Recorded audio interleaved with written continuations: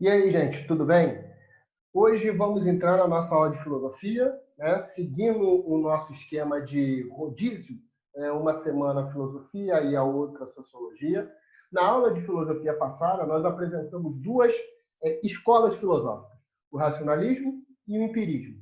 Hoje a gente vai falar do criticismo, né? Escola aí que tem seu pontapé com o filósofo Immanuel Kant, que ele leva aí o sucesso de ter conseguido conciliar as ideias racionalistas, né, e as ideias empiristas. Né? Fique bem claro que ele consegue ali um diálogo entre as duas escolas filosóficas, mas ele tece críticas a essas escolas.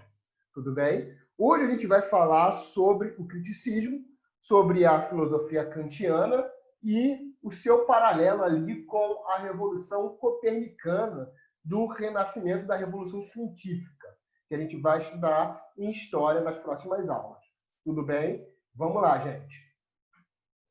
Immanuel Kant é um filósofo iluminista do século XVIII. Né? Iluminismo é uma matéria que vocês vão estudar no segundo ano do ensino médio. Né? É o século XVIII ele é chamado de século das luzes.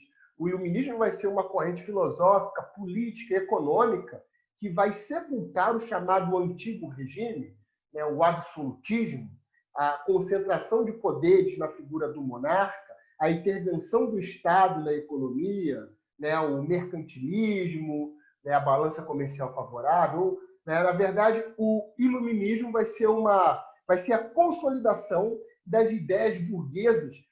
Os burgueses que nós falamos da Idade Média, que surgiram nos burgos, aqueles estão começando a se tornar importante, eles vão consolidando as suas ideias e chegam ao poder, por exemplo, na Revolução Francesa. Tá? Mas isso é matéria que vocês vão estudar no segundo ano. Vamos lá. Então, Immanuel Kant está nesse contexto aí das revoluções burguesas, né, do iluminismo.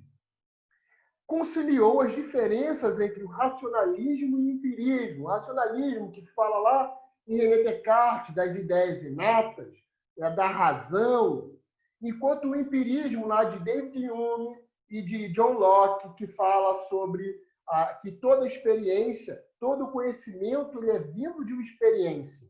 Só consegue se adquirir conhecimento através da experiência.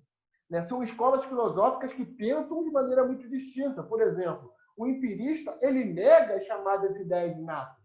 Ele nega aquelas ideias que, segundo René Descartes, nascem conosco. Né? Os empiristas falam, não, todas as ideias, todo o conhecimento ele é proveniente da experiência, das experiências sensíveis, inclusive. Né? Da visão, do cheiro. A nossa primeira etapa de conhecimento, segundo os empiristas, são através desses sentidos sensíveis. Tudo bem até aqui? Vamos seguindo. Só que, mesmo tendo as diferenças ali do método de conhecimento, de como se aprende, racionalistas e empiristas mantinham o objeto conhecido no centro da reflexão sobre o conhecimento. A gente tem o sujeito que conhece e o objeto que é o conhecido. Né? Segundo tanto o racionalista quanto o empirista, o objeto é o centro de estudo. O sujeito ele vai se moldando ao objeto. Beleza? Só que Kant ele discorda desse método. Kant ele vai inverter os papéis. Ele vai tirar o objeto do meio, do objeto do centro do processo de conhecimento e vai colocar o sujeito no centro do conhecimento. Ele coloca o sujeito como o grande alvo, o grande centro da teoria do conhecimento. Né? Kant trouxe o sujeito conhecedor para o centro da reflexão sobre o conhecimento. Isso aí que Kant fez, o próprio filósofo ele compara a chamada Revolução Copernicana, na Revolução Científica, que Copérnico, ali durante a Revolução Científica, ele desconstrói a teoria geocêntrica, que foi predominante em todo o período medieval, né? A teoria geocêntrica falava que a Terra é o centro do universo. Geo, terra, centro, centro, né? Teoria geocêntrica. Isso era justificado, por exemplo, através até do discurso religioso dessa teoria geocêntrica. Vejamos, né? Na Idade Média, o homem ele foi criado por Deus. O homem é imagem e semelhança de Deus. Beleza até aqui? Então, nada mais justo do que o homem viver no planeta ou na região que está no meio do universo. Extremamente egocêntrico, né? Mas essa era uma justificativa, já que se Deus é o centro de tudo, tudo é justificado por Deus, aquele lugar que habitam os homens, que são imagem e semelhança de Deus, é o centro de tudo. Já em Copérnico, ele vai demonstrar que essa teoria é furada através de provas científicas, de cálculos matemáticos, de cálculos físicos, de observação. Copérnico ele vai perceber que o Sol gira em torno da Terra. Né? Na verdade, desculpa, ao contrário. Ele vai desconstruir que o Sol gira em torno da Terra, mas sim a Terra gira em torno do Sol, porque o Sol ele é o centro do universo. Aí ele cria a chamada teoria heliocêntrica, o Sol no centro de tudo. Mas aí você fala assim, não, pô, beleza, ele desconstruiu um argumento através da ciência, mas esse argumento que ele desconstrói é uma afronta religiosa.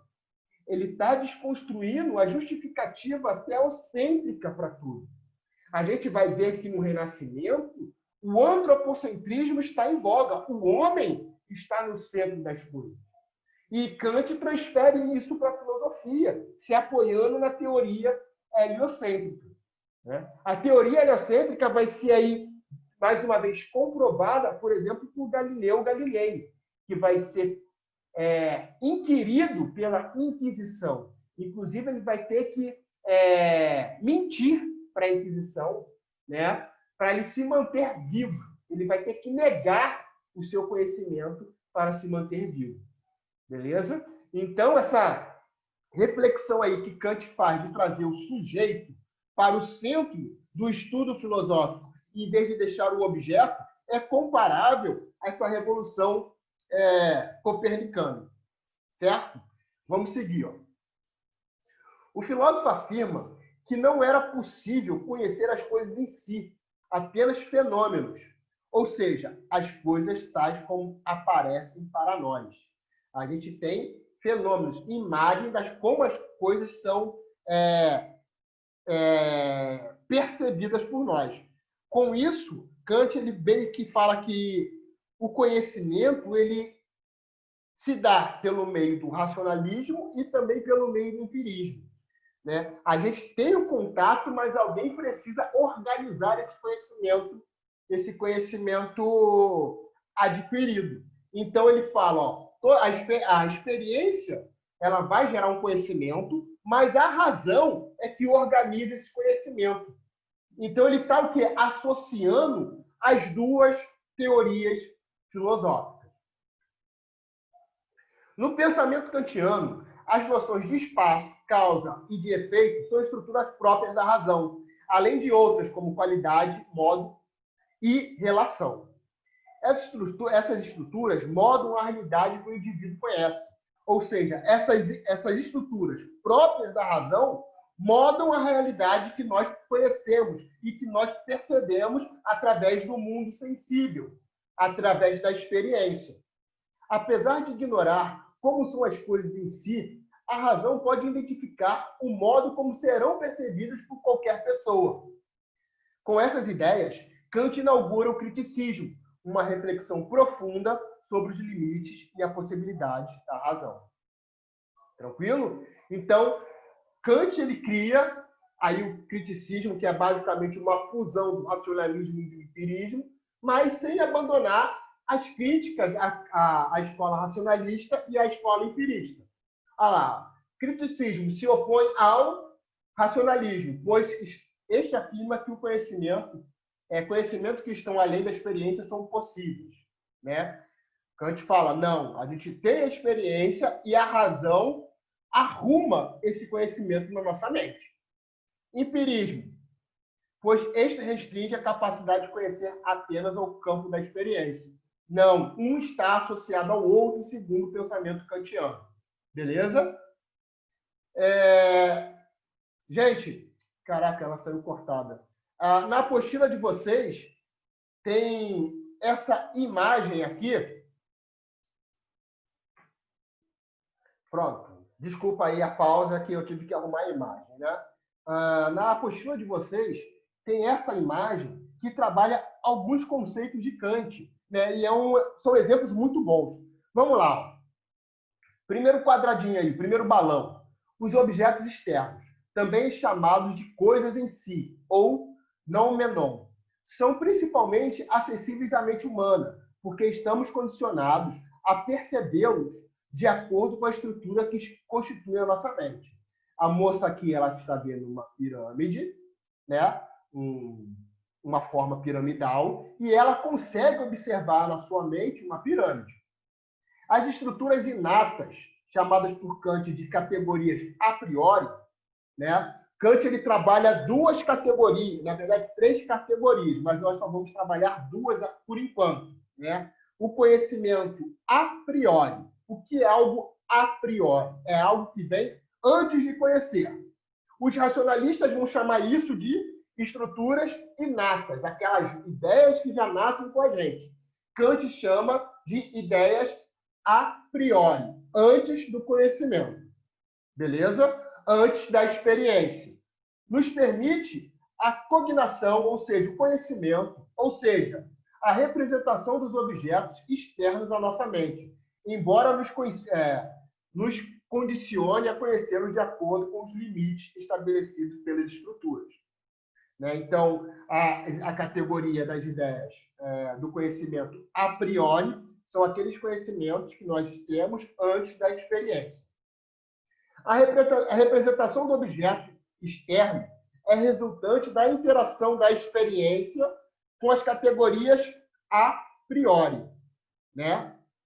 Que eu tive antes, a mente humana. Nesse processo, os conceitos obtidos da pirâmide ou triângulo, por exemplo, são a posteriori. O que é a posteriori? Posteriori é depois do conhecimento, né? A gente tem o conhecimento que existe antes, que é o a priori, e o posteriori. Por exemplo, a menina aqui da foto, do desenho, ela está vendo a pirâmide ou o triângulo.